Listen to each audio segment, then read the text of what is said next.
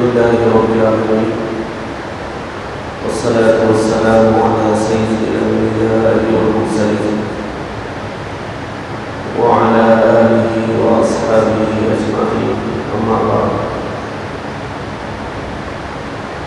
فأعوذ بالله من الشيطان الرجيم بسم الله الرحمن الرحيم يا أيها الذين آمنوا كتب عليكم الصيام كما كتب على الذين من قبلكم لعلكم تتقون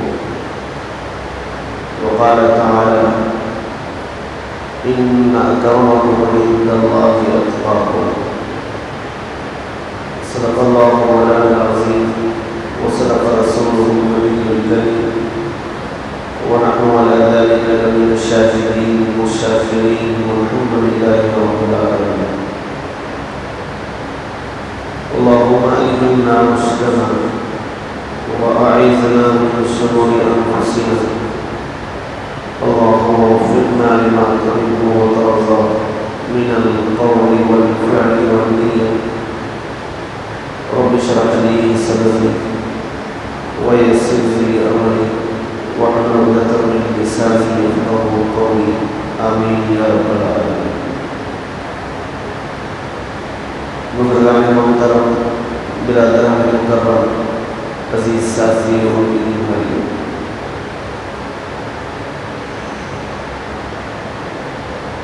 اللہ تبارک و تعالیٰ کا ہزارہ شکر و احسان ہے کہ اس نے ہم کو انتہائی محترم، معظم اور مبارک مہینے میں داخل فرمایا. رمضان المبارک تمام مہینوں میں انتہائی محترم مہینہ ہے، انتہائی مکرم مہینہ ہے اور انتہائی معظم مہینہ ہے. اللہ تبارک و تعالیٰ نے اس ماہ مبارک میں قرآن کریم کو نازل فرمایا. اسی ماہ مبارک میں ایک مہینے کے روزے فرض فرمائے اور اسی ماہ مبارک میں 1000 مہینوں سے بہتر رات رکھی ہے اور اسی ماہ مبارک میں اخیر عشر سے اہل ایمان کے لیے اعتکاف کو مصروف قرار دیا. اللہ تبارک و تعالیٰ کی قربت کا اور اللہ کی محبت کا اور اللہ سے تعلق مضبوط کرنے کا اعتکاف بہترین ذریعہ ہے. روزہ اسلام کی بنیادی چیزوں میں سے ایک ہے. ہر مسلمان عاقل بالغ مرد پر رمضان المبارک کے پورے مہینے کے روزے فرض کیے ہوئے ہیں. کسی ایک روزے کی بھی چھوڑنے کی اجازت نہیں ہے. اگر کوئی بلا کسی شرعی عذر کے روزہ چھوڑتا ہے اللہ تبارک و تعالیٰ کی نظر میں سخت گنہگار ہے. اور اگر کوئی رمضان المبارک کا روزہ بلا کسی عذر شرعی کے چھوڑتا ہے اور اس کی تلافی میں پوری زندگی نفلیں ادا کرتے رہتا ہے تب بھی پوری زندگی بھر کی نفل عبادتیں اور نفل روزے اس ایک فرض کے برابر کو نہیں پہنچ سکتے. روزہ اہم ترین عبادت ہے اور تقوی کا بہترین ذریعہ ہے. روزے کے ذریعے سے تقوی حاصل ہوتا ہے. قرآن کریم میں اللہ تبارک و تعالیٰ نے یہی بات ارشاد فرمائی या अय्युहल्लज़ीना आमनू कुतिबा अलैकुमुस्सियाम कमा कुतिबा अलल्लज़ीना मिन क़ब्लिकुम लअल्लकुम तत्तक़ून। ईमान वालों, हमने तुमसे पहले लोगों पर भी रोज़े फ़र्ज़ किए थे और तुम पर भी रोज़े फ़र्ज़ कर रहे हैं। और रोज़े का मकसद ये है कि तुम्हारे अंदर तक़वा पैदा हो जाए, तुम्हारे अंदर परहेज़गारी पैदा हो जाए। तक़वे के माना क्या है? कुरान करीम की 10 आयात में तक़वे का जिक्र किया गया है और तक़वा इख्तियार करने की तालीम दी गई है। तक़वे के माना क्या है? उलमाए किराम ने तक़वे के 2 माना बयान किए। तक़वे के एक माना डरना है और तक़वे का दूसरा माना बचना है। अगर तक़वे की निस्बत अल्लाह तबारक व तआला की ज़ात की तरफ हो और क़यामत की तरफ हो तो उससे मुराद डरना होगा, और अगर तक़वे की निस्बत जहन्नम की आग की तरफ हो और गुनाहों की तरफ हो तो इससे बचना मुराद होगा। गोया कि तक़वा ये है कि अल्लाह तबारक व तआला की ज़ात से और आखिरत में ज़िंदगी के हिसाब व किताब से आदमी डरता रहे और डर कर गुनाहों से बचते हुए ज़िंदगी गुजारे। इसका नाम तक़वा है। हज़रत सैयदना अबू हुरैरा रज़ी अल्लाह तआला अन्हु से किसी ने पूछा था कि हज़रत तक़वा किसे कहते हैं? आपने फरमाया, कभी आपने तंग रास्ते से गुज़रना हुआ? उन्होंने कहा कि हाँ, तंग रास्ते से मैंने गुज़रा है। तो फरमाया कि ऐसे तंग रास्ते से कि जिसके दोनों जानिब खारदार झाड़ियाँ, तो फिर आप कैसे गुजरते हैं? तो शख्स ने कहा कि मैं अपने लिबास को समेटते हुए गुजरता हूँ ताकि दोनों जानिब जो खारदार झाड़ियाँ हैं उसमें मेरा लिबास उलझ कर ख़राब ना हो जाए।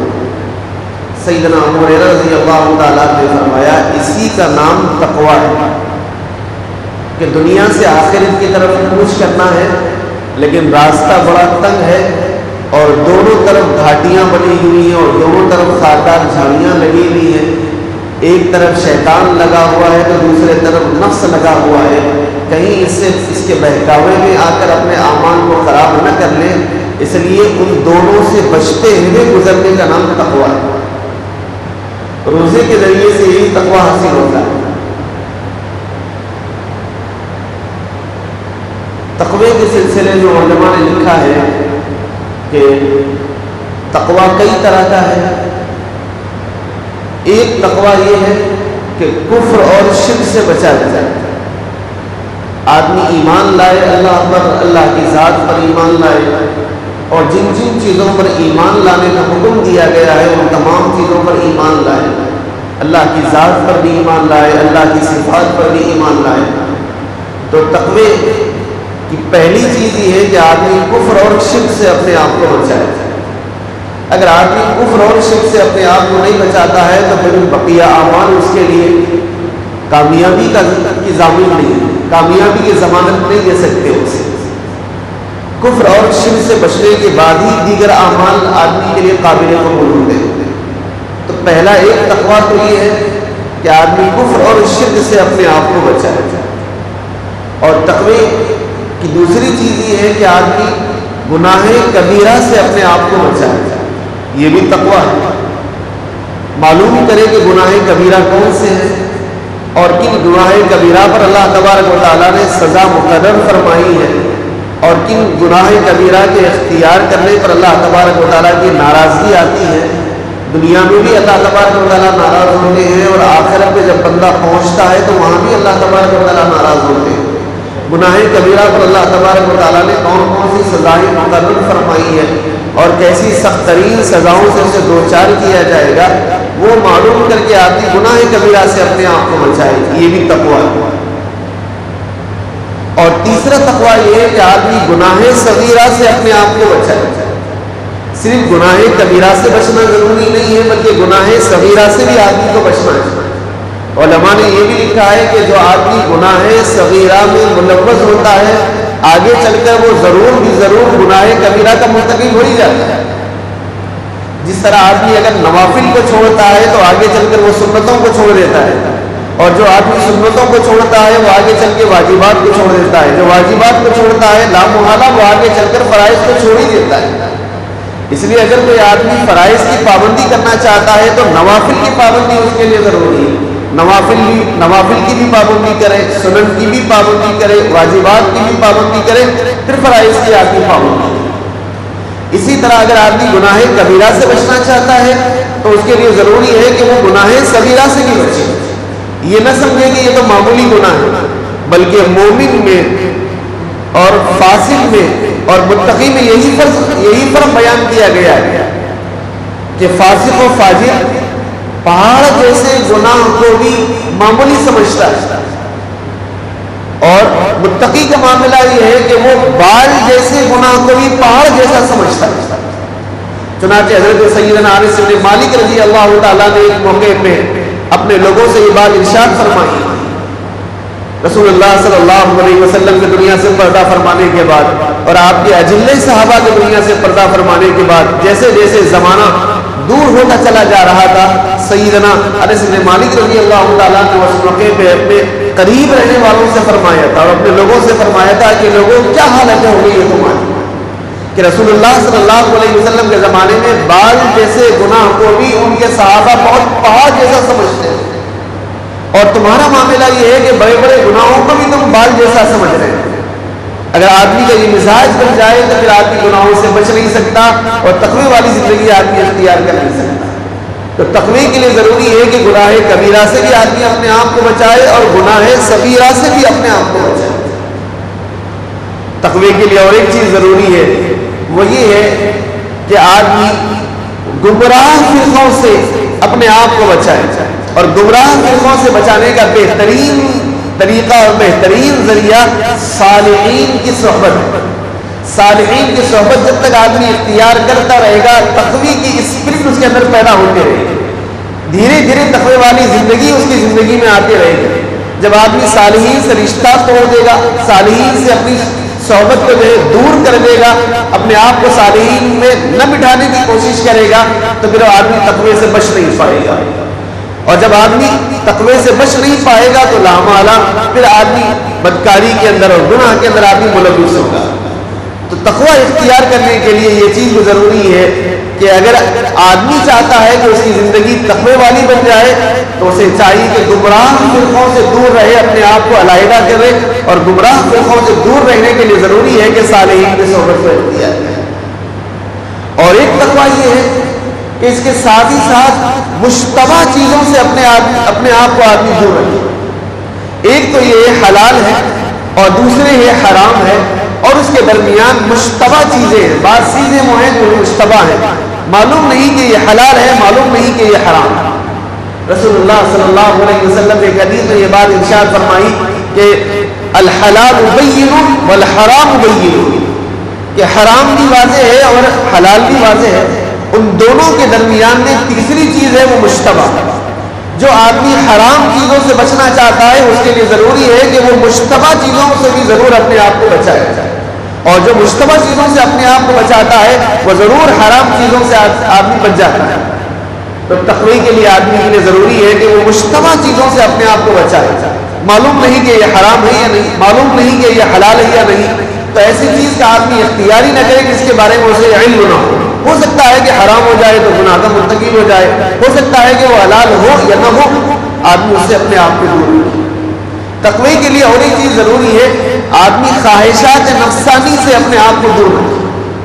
خواہشات ہی پورے گناہوں کی جڑ ہے، خواہشات آدمی کو گناہوں کی دلدل کی طرف لے جاتے ہیں، اور خواہشات ایسی ہیں کہ جیسے ریت کا سمندر ہے۔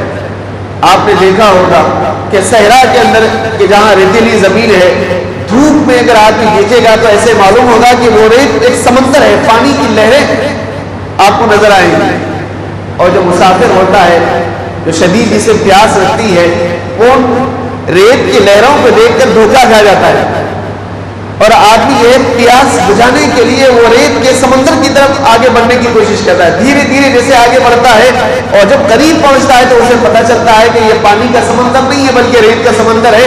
گویا کہ وہ اپنے آپ کو آگے بڑھا کر ہلاکت کے منہ میں پہنچا دیتا ہے. خواہشات نفسانی پر عمل کرنے والا بھی ایسے ہوتا ہے کہ خواہشات اسے سب زبان دکھاتے ہیں اور اس کی بنیاد پر وہ آگے بڑھتا رہتا ہے آگے بڑھتا رہتا ہے. اور جب آدمی انتہا کو جب پہنچ جاتا ہے تو پھر پیچھے مڑنے کا اسے راستہ نظر نہیں آتا اور ہلاکت اور بربادی اس کا مقدر بن جاتی ہے. آدمی کے لیے ضروری ہے کہ وہ خواہشات سے اپنے آپ کو بچائے. اور پھر تقوی کا اعلیٰ درجہ کیا ہے؟ غیر اللہ کی طرف التفات نہ، بس اس کی نگاہ اللہ کی ذات پر ہی ہو، اس کے تصورات میں بھی اللہ کی ذات ہی ہو، اور اس کی محبت کی معراج بھی اللہ کی ذات ہی ہو. وہ اللہ کی ذات میں ایسا مخ ہو جائے اور ایسا گرویدہ ہو جائے کہ اللہ کی ذات کے علاوہ کوئی ذات اس کی نگاہوں میں نہ آئے، اس کے خیالات کے اندر بھی نہ آئے. یہ تقوی کی انتہا ہے. قرآن کریم میں کہا گیا ان صلاتی و نسکی و محیای و مماتی للہ رب العالمین. جب آدمی تقوی کی انتہا کو پہنچ جاتا ہے تو وہ اپنی زبان سے بھی کہتا ہے اور اپنے اعمال سے بھی کہتا ہے ان صلاتی و نسکی، اے اللہ میری نماز، میری قربانی، میرا جینا اور میرا مرنا سب آپ کی ذات کے لیے، میری پوری زندگی آپ کی ذات کے لیے. یہ تقوی کا سب سے اونچا مقام ہے اور سب سے اعلیٰ مقام ہے. جب آدمی تقوی اختیار کرتے کرتے تقوی کی سیڑھیاں چڑھتے چڑھتے جب بلندی پر پہنچ جاتا ہے تب اس کے ذہن میں اللہ کی ذات کے علاوہ کوئی اور ذات نہیں ہوتی ہے. وہ اللہ کی محبت کے علاوہ اس کے دل میں کسی اور کی محبت نہیں ہوتی ہے. وہ اللہ کے احکامات کے علاوہ کسی اور چیز کی طرف التفات بھی نہیں کرتا ہے. قرآن کریم میں روزوں کا حاصل اور روزوں کا مقصد تقوی بیان کیا گیا ہے. کتب علیکم الصیام کما کتب علی الذین من قبلکم لعلکم تتقون. تمہارے اندر تقوی پیدا ہو جائے. روزے کے ذریعے سے آدمی کے اندر تقوی پیدا ہوتا ہے اور جو آدمی متقی بنتا ہے وہ آدمی کامیاب ہوتا ہے. قرآن کریم کے اندر کہا گیا کہ تقوی جسے حاصل ہوتا ہے خوشگوار زندگی اسے حاصل ہوتی ہے. تقوی جسے حاصل ہوتا ہے دعائیں اس کی قبول ہوتی ہے. تقوی جسے حاصل ہوتا ہے اللہ کی محبت اور معرفت اسے حاصل ہوتی ہے. تقوی جسے حاصل ہوتا ہے دشمنوں پر اسے کامیابی حاصل ہوتی ہے. اور تقوی جسے حاصل ہوتا ہے اللہ تبارک و تعالیٰ کے پاس پہنچنے کے بعد ایسے انعامات اور ایسے اکرامات اور ایسے اعزازات سے اسے نوازا جاتا ہے آدمی اس کا تصور نہیں کرتا ہے. ان تمام چیزوں کے لیے تقوی روزہ سب سے بہترین چیز ہے. روزے کے ذریعے سے تقوی کی اسپرٹ آدمی کی زندگی کے اندر پیدا ہوتی ہے. اسی وجہ سے اللہ تبارک و تعالیٰ نے رمضان المبارک کے اندر پورے مہینے کے روزے فرض فرمائے تاکہ انسان کے اندر تقوی والی زندگی آ جائے، تقوی کی اسپرٹ پیدا ہو جائے اور وہ متقی بن جائے، وہ وارثہ بن جائے، وہ اللہ سے ڈرنے والا بن جائے، وہ گناہوں سے بچنے والا بن جائے. ذرا غور کر کے دیکھیے آپ روزے پر آدمی روزہ رہتا ہے بھوک اور پیاس خواہشات سے اپنے آپ کو بچاتا ہے اور یہ معاملہ گھنٹہ دو گھنٹے کا نہیں ہوتا ہے. صبح صادق سے لے کے غروب آفتاب تک یہ سلسلہ جاری رہتا ہے. اور ایسا نہیں ہے کہ وہ مجمع میں ہے تو بچتا ہے کہ تنہائی میں ہے تو نہیں بچتا ہے. مجمع کے اندر ہے تو بھی احکامات ربانی پر عمل کرتا ہے، تنہائی کے اندر ہوتا ہے تب بھی احکامات ربانی پر عمل کرتا ہے. وہ مجمع کے اندر ہوتا ہے تب بھی بھوک اور پیاس سے اپنے برداشت کرتے ہوئے اپنے آپ کو بچاتا ہے. تنہائی کے اندر ہوتا ہے تب بھی بھوک اور پیاس کو برداشت کرتا ہے. گویا کہ اس کے ذریعے سے ذہن میں یہ بات آ رہی ہے کہ میرا پروردگار کوئی ہے اور وہ رب ہے، میں اسی پر ایمان لاتا ہوں اور اس کے احکامات پر عمل کرتا ہوں. وہ اگر مجھے کہہ رہا ہے کہ ان چیزوں کو چھوڑنا ہے میں چھوڑنے کے لیے تیار ہوں. چاہے دنیا والے دیکھیں تب بھی میں چھوڑوں گا، دنیا والے نہ دیکھیں تب بھی میں چھوڑوں گا، جلوت کے اندر رہوں گا تب بھی چھوڑوں گا، خلوت کے اندر رہوں گا تب بھی چھوڑوں گا. یہ جب کسی کا مزاج بن جاتا ہے تو پھر گویا کہ وہ تقوی کی طرف رواں دواں ہوتا ہے. روزے کے ذریعے سے یہی اسپرٹ پیدا کی جا رہی ہے کہ آدمی کی نگاہ اللہ کی ذات پر ہو، اللہ کے احکامات پر. وہ سب کے ساتھ درمیان میں ہو تو بھی اللہ کے احکامات اس کے سامنے ہو، اگر تنہائی میں ہو تو بھی اللہ کے احکامات اس کے سامنے ہو. آدمی کی خواہش اسے بڑھاتی رہتی ہے اور اسے آمادہ کرتی رہتی ہے، کچھ تو آپ کھا دو، کوئی آپ کو دیکھنے والا نہیں ہے، لیکن دل میں اس کے خیال یہ آتا ہے کوئی اگر نہ دیکھ رہا ہو تو کوئی بات نہیں، اللہ کی ذات تو مجھے دیکھ رہی ہے۔ یہی ہے تقویٰ، گناہوں سے بچنا اور اللہ کی ذات سے ڈرنا۔ جس کا یہ مزاج بن جاتا ہے وہ شخص متقی بن جاتا ہے۔ روزے کے ذریعے سے یہ چیز پیدا کی جا رہی ہے، اور دوسری روزے کے ذریعے سے یہ چیز پیدا کی جا رہی ہے کہ آدمی حلال چیزوں کو بھی اللہ کے احکامات پر چھوڑ دیتا ہے۔ کھانا اس کے لیے حلال ہے، پینا اس کے لیے حلال ہے، نفسانی خواہشات جائز طریقے سے پورا کرنا اس کے لیے حلال ہے، لیکن اس کے باوجود بھی اللہ کے احکامات پر عمل کرتے ہوئے نہ وہ کھاتا ہے، نہ وہ پیتا ہے، نہ وہ نفسانی خواہشات کو پورا کرتا ہے۔ اس کے ذہن میں یہی بات ہوتی ہے کہ اللہ تبارک و تعالیٰ نے مجھے ان چیزوں سے بچنے کا، ان چیزوں سے رکنے کا حکم دیا، اس لیے مجھے رکنا ہے۔ جب اللہ تبارک و تعالیٰ حلال چیزوں سے اسے بچنے کا حکم دے رہے ہیں اور وہ حلال چیزوں سے بچ رہا ہے، تو کیا وہ آگے چل کے حرام چیزوں میں ملوث ہوگا، حرام چیزوں کو اختیار کرے گا؟ جو آدمی حلال چیزوں کو اللہ کے منشے کے مطابق روک لیتا ہے اور بچا لیتا ہے، وہ شخص ضرور اللہ کے منشے کے مطابق حرام چیزوں سے اپنے آپ کو خود بخود بچا لیتا ہے۔ اور تقویٰ تو اسی کا نام ہے کہ حرام چیزوں سے اپنے آپ کو بچائے، گناہ کبیرہ سے اپنے آپ کو بچائے۔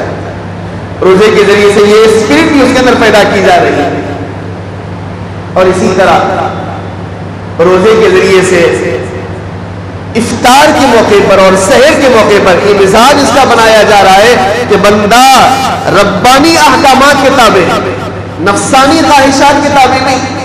اللہ تبارک و تعالیٰ نے فرمایا کہ اب تک کھانے کی تمہیں اجازت ہے، تمہیں کھانا ہے، ایک لمحے بعد اب تمہیں کھانے کی اجازت نہیں ہے۔ جو چیز تمہارے لیے حلال تھی اب تمہارے لیے جائز نہیں رہی۔ بندہ خود کو روک لیتا ہے، اپنے ہاتھ کو روک لیتا ہے۔ کوئی اگر اس کے سامنے کتنی ہی بہترین چیزیں، ہمارا اقسام کی نعمتیں اگر اس کے سامنے لا کے رکھتا ہے، اس سے کہتا ہے ایک لقمہ آپ کھا لیجیے کیا ہو جائے گا، تو وہ کہے گا کہ نہیں، اللہ کا حکم آ چکا ہے، اب یہ چیزیں میرے لیے جائز نہیں۔ اپنے ہاتھ کو بچا لیتا ہے، اپنے ہاتھ کو روک لیتا ہے۔ یہی معاملہ افطار کے موقع پر ہوتا ہے کہ چاہے اس کے پاس ہما اقسام کی نعمتیں نہ بھی ہو، پانی اس کے پاس موجود ہو، کھجور اس کے پاس موجود ہو، اور جب اللہ کا حکم آ جاتا ہے کہ اب اسے روزہ ختم کرنا ہے اور اسے افطار کرنا ہے، کوئی لوگ اگر اسے یہ کہے ہما قسم کی نعمتیں ایک آدھے گھنٹے کے بعد آپ کے لیے میسر آنے والی ہے، آپ روزے کو اور طویل کر دیں، وہ کہتا ہے کہ نہیں، اللہ کا حکم آ گیا ہے، اب مجھے روزہ ختم کرنا ہے، چاہے پانی کے ذریعے سے ہو، چاہے کھجور کے ذریعے سے ہو، میں تو رب کا پابند ہوں، میں خواہشات کا پابند ہوں۔ روزے کے ذریعے سے یہ مزاج پیدا کیا جائے، اور ساتھ ہی ساتھ روزے کے ذریعے سے زبان پر قابو پانے، آنکھ پر قابو پانے، کان پر قابو پانے، دل و دماغ پر قابو پانے کا یہ مزاج اس کے اندر پیدا کیا جا رہا ہے۔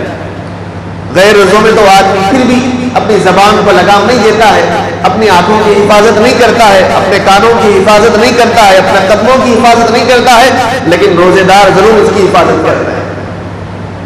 اکثر روزے داروں کو آپ دیکھیے کہ وہ روزے کی حالت میں ہوتے ہیں، چاہے ان کا مزاج جیسے تیسے ہو، لیکن حالت روزے میں ہونے کے بعد اپنی آنکھ کی حفاظت کرتے ہیں، خود بخود ان کی نگاہیں نیچے جھک جاتی ہے، اور دل میں یہ خیال پیدا ہوتا ہے کہ جب میں نے اللہ کے لیے کھانے پینے سے اپنے آپ کو بچائے رکھا ہے، خواہشات سے بھی اپنے آپ کو بچائے۔ صرف کھانے پینے سے بچنے کا نام روزہ نہیں ہے، بلکہ خواہشات سے بچنے کا نام بھی روزہ ہے۔ اور تقویٰ تو اسی سے پیدا ہوتا ہے، آنکھ اس کے نیچے ہو جاتی ہے، اور کانوں کے اندر کوئی غیر شرعی چیزیں اگر پڑتی ہے تو اپنے کانوں کی حفاظت کرتا ہے، یا تو اسے بند کرتا ہے، یا تو وہاں سے چلے جاتا ہے، یا اگر ایسا نہیں ہے تو اپنے آپ کو اس سے بچانے کی کوشش کرتا ہے، زبان کو بے لگام ہونے سے بچانے کی کوشش کرتا ہے۔ اگر کوئی اس سے لڑتا جھگڑتا ہے تو وہ فوراً کہتا ہے کہ انی صائم، کہ بھائی میں تو روزے سے ہوں، اس وقت یہ لڑنے جھگڑنے کا موقع نہیں، میں تو اللہ کے لیے میں نے حلال چیزوں کو حلال چیزوں سے میں نے اپنے آپ کو دور رکھا ہے، اور لڑنا جھگڑنا تو یہ تو ناجائز چیزیں ہیں، اس سے تو بدرجہ ادب مجھے اپنے آپ کو روکنا ہے۔ تو گویا کہ روزہ ان تمام چیزوں کی تربیت اسے دیتا ہے۔ اسی وجہ سے قرآن کریم میں کہا گیا کہ روزہ روزے دار کے لیے بہترین تربیت، اور اسی تربیت کے نتیجے میں اس کی زندگی تقوی والی بنتی ہے، اور اللہ تبارک و تعالیٰ کو متقی بندے بہت پسند ہے۔ اللہ نے قرآن کریم میں یہ بات ارشاد فرمائی ان اکرمکم عند اللہ اتقاکم. اللہ تبارک و تعالیٰ کے نزدیک وہ شخص مکرم ہے، وہ شخص معزز ہے، وہ شخص محترم ہے، وہ شخص قابل قدر ہے جو ڈرتا ہے اور جو بچتا ہے، جو تقوی والی زندگی اختیار کرتا ہے. اللہ تبارک و تعالیٰ کو وہ بندہ زیادہ پسند. کیوں؟ اللہ تبارک و تعالیٰ یہی چاہتے ہیں کہ بندہ ڈرے اور بندہ بچے. اللہ کی ذات سے بندہ ڈرے اور اللہ کے ان احکامات سے بندہ بچے جن احکامات سے رکنے کا اللہ تبارک و تعالیٰ نے اسے حکم دیا ہے. جو اس طرح دنیا میں زندگی گزارتا ہے اور گزار کے اللہ تبارک و تعالیٰ کے پاس پہنچتا ہے، اللہ تبارک و تعالیٰ ایسے بندے سے خوش ہوتے ہیں اور اس کے لیے ایسی نعمتوں کی بوچھار فرماتے ہیں اور ایسی نعمتوں کی بارش فرماتے ہیں جس کا بندہ تصور نہیں کرتا. رسول اللہ صلی اللہ علیہ وسلم نے روزے کے ذریعے سے حضرات صحابہ کی یہی تربیت فرمائی اور حضرات صحابہ روزے کے ذریعے سے انہی چیزوں کو اختیار کرتے. چنانچہ حضرت سیدنا عمر فاروق رضی اللہ تعالیٰ عنہ، حضرت سعد ابن ابی وقاص رضی اللہ تعالیٰ عنہ کو کسرا کی طرف آپ نے بھیجا تھا. سپر پاور تھا، اس سے مقابلے کے لیے لشکر تیار فرمایا اور حضرت سعد بن ابی وقاص رضی اللہ تعالیٰ عنہ کو کمانڈر ان چیف بنایا اور جاتے ہوئے آپ نے جو نصیحت فرمائی تھی وہ نصیحت دی تھی. آپ نے فرمایا سعد بن ابی وقاص میں تمہارے ساتھ قافلہ بھیج رہا ہوں اور دشمنوں سے مقابلے کے لیے بھیج رہا ہوں، لیکن میں تمہیں نصیحت کرتا ہوں کہ تقوی والی زندگی کو اختیار کرنا، اللہ سے ڈر کی زندگی اختیار کرنا. کیوں کہ یہ جو شخص اللہ سے ڈر کی زندگی اختیار کرتا ہے اور تقوی والی زندگی اختیار کرتا ہے اس کے لیے دشمنوں سے مقابلے کے لیے اس عظیم ہتھیار سے بہتر کوئی ہتھیار نہیں. تقوی جس کے پاس ہے سب سے بہترین ہتھیار اس کے پاس ہے. دشمن بھی اس سے ڈرنے لگیں گے، شیطان بھی اس سے ڈرنے لگے گا، نفس بھی اس سے ڈرنے لگے گا. اگر کسی کی زندگی تقوی سے خالی ہو جائے گی تو پھر دشمن آپ کے اوپر غالب آ جائے گا. سیدنا عمر فاروق رضی اللہ تعالیٰ نے یہ بات ارشاد فرمائی کہ جب تقوی سے آپ کی زندگی خالی ہو جائے گی اور گناہوں کے مرتکب ہوتے رہیں گے تو وہ بھی گناہ گار ہوں گے اور آپ بھی گناہ گار ہوں گے، لیکن وہ آپ پر غلبہ حاصل کر لیں گے. کیوں؟ تقوی آپ سے نکل گیا تو وہ آپ پر غالب ہو جائیں گے. اس لیے تقوی اختیار کرے، کامیابی آپ کے قدم چومے. رمضان المبارک میں اللہ تبارک و تعالیٰ نے ہم کو روزہ رکھنے کا حکم فرمایا ہے اور اللہ کے احکامات کی تعمیل میں ہم روزہ بھی رکھ رہے ہیں، لیکن صرف روزہ کھانے پینے نفسانی خواہشات سے بچنے کا نام نہیں ہے، بلکہ ربانی احکامات پر مکمل عمل پیرا ہونے کا نام روزہ ہے. اور روزے کے اثرات روزے کے بعد بھی مرتب ہونا چاہیے. ایک تو رمضان گزرنے کے بعد مرتب ہونا ہے اور دوسرا افطار کے بعد مرتب ہونا ہے. جس طرح حالت روزہ میں ہم پھونک پھونک کر قدم رکھتے ہیں اور ہر قدم کو بڑے درست طریقے پر رکھتے ہیں، بڑی احتیاط کے ساتھ رکھتے ہیں، افطار کے بعد بھی ہر قدم ہمارے پھونک پھونک کر رکھنے کی ضرورت ہے. افطار کے بعد ہمیں یہ سوچنا چاہیے یہ چیز حلال ہے یا حرام. ابھی میں نے افطار کیا ہے، اللہ تبارک و تعالیٰ نے حلال کو بھی کچھ وقت کے لیے حرام کر دیا تھا اور اس کے ذریعے سے یہ مزاج بنایا تھا کہ جب حلال سے بچنا ہے تو حرام سے تو بچنا ہی. افطار کے بعد آدمی کوشش کرے کہ یہ حرام تو نہیں. افطار کے بعد آدمی کوشش کرے کہ جو ہے میری نگاہ غیر کی طرف تو نہیں پڑ رہی ہے، ناجائز چیزوں کی طرف تو نہیں پڑ رہی ہے، میری خواہشات ناجائز چیزوں کی طرف تو نہیں آ رہی ہے، میں کسی سے لڑ جھگڑ تو نہیں رہا ہوں، میں کسی کے ساتھ زیادتی کے معاملہ تو نہیں کر رہا ہوں. جب میں روزوں میں ان چیزوں سے بچتا تھا تو روزوں کے بعد ان چیزوں سے مجھے بچنا ہی. آدمی اگر اس طریقے سے افطار کے بعد زندگی گزارے گا تو یاد رکھیے 30 دن آپ نے روزے رکھے ہیں، دن میں 30 راتیں اگر آپ روزوں ہی کی طرح گزاریں گے یعنی بچتے ہوئے گزاریں گے تو اس کے بعد آپ کے لیے 11 مہینے روزوں ہی کی طرح گزارنا آپ کے لیے آسان ہو جائے گا. اور جس کی زندگی ایسے بن جائے گی اس کی زندگی حقیقی معنی میں بندگی بن جائے گی اور وہ شخص متقی کہلائے گا. اور متقی شخص اللہ تبارک و تعالیٰ کی نظر میں کامیاب ہے، بڑا معزز ہے اور مکرم ہے. وہ دنیا میں بھی کامیاب ہوگا، آخرت میں بھی کامیاب ہوگا. اللہ تبارک و تعالیٰ سے دعا فرمائیے کہ اللہ تبارک و تعالیٰ ہم سب کو رمضان المبارک کی صحیح قدردانی کی توفیق عطا فرمائے. رمضان المبارک میں جس فریضے کی ادائیگی کا حکم دیا ہے اس فریضے کی کی ادائیگی کی ہم سب کو توفیق مرحمت فرمائے، اور روزہ جو چاہتا ہے ہم روزے کے مطابق ہو کر روزہ رکھنے کی توفیق عطا فرمائے، اور روزے کا مقصد ہے حصول تقویٰ۔ اللہ تبارک و تعالی ہم سب کی زندگیوں میں تقوی کو جاری و ساری فرمائے، آمین یا رب العالمین۔ وآخر دعوانا ان الحمد للہ رب العالمین۔